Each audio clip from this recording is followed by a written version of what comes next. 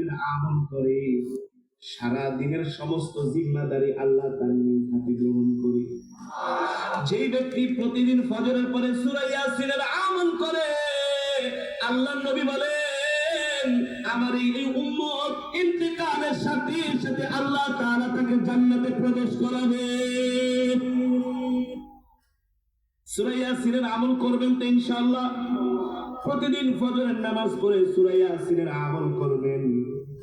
ও মুসলমান, কোরআনুল কারীমের মধ্যে এমন একটা সূরা আছে যে সূরা বলতেছে নিজে যে তোমরা যদি আমাকে আমল করো আমি তোমাদেরকে জান্নাতের গ্যারান্টি দিয়ে দিলাম। যদি আল্লাহ তোমাদেরকে জান্নাত না দেয় আমি নিজে আল্লাহর সাথে ঝগড়া করব। বলবো সূরাটার নাম? বলবো? আপনাদের পাওয়ার নাই, স্পিরিট নাই। মাইকের আওয়াজ কিন্তু অতটা মজা না, এই কারণে আমি কিন্তু জোরে বলতে পারতেছি না। আপনাদেরকে কিন্তু সাপোর্ট দিতে হবে। রাজি আছেন? আমি করব ওয়াজ, আপনারা দিবেন আওয়াজ ইনশাআল্লাহ। ওই সূরাটা বলতেছে তোমরা যদি আমাকে প্রতিদিন এশারের নামাজের পরে আমাকে তেলাওয়াত করো, আল্লাহ যদি তোমাদেরকে জান্নাতে না দেয় আমি তোমাদের জন্য আল্লাহর কাছে সুপারিশ করব। যদি আল্লাহ তারপরও জান্নাত না দেয় আমি সূরা আল্লাহর সাথে তোমাদের জন্য বারগেনিং এ লিপ্ত হব। আল্লাহু আকবার। এই সূরা বলতেছে তোমরা প্রত্যেকদিন আমাকে আমল করো এশারের নামাজের পরে ঘুমাতে যাওয়ার আগে। নবী বলেন যে এই সূরাটি তেলাওয়াত করবে আল্লাহ তাআলা ইন্তেকালের সাথে সাথে তাকে জান্নাত দিয়ে দিবেন। সেই সূরার নাম অনেকেই জানেন যারা আলেম আছেন।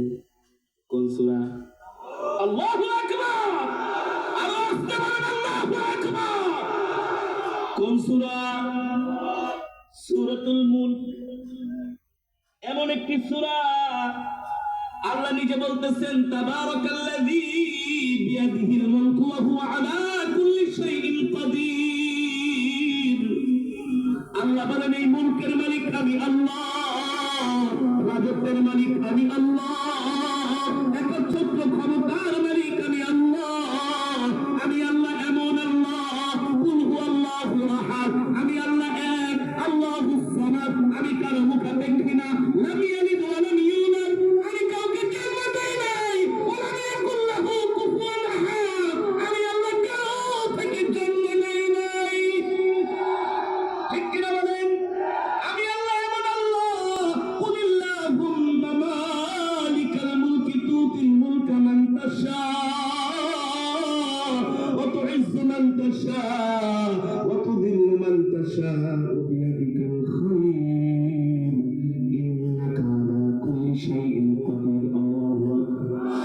আল্লাহ বলে আমি আল্লাহ এমন আল্লাহ, আমি যাকে চাই তাকে আল্লাহ রাজত্ব দান করি।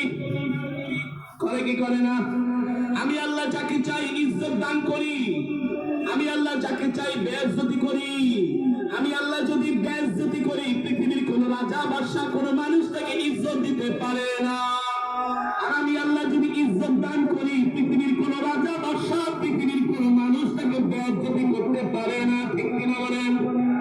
ইজ্জতের মালিক, বেইজ্জতির মালিক, মুলকের মালিক সেই আল্লাহ বলতেছেন আল্লাযী খালাকা সাবআ সামাওয়াতিন তিবাকা মা তারা ফি খালকির রহমানি মিন তাফাউত ফারজি'ল বাসারা হাল তারা মিন ফুতুর।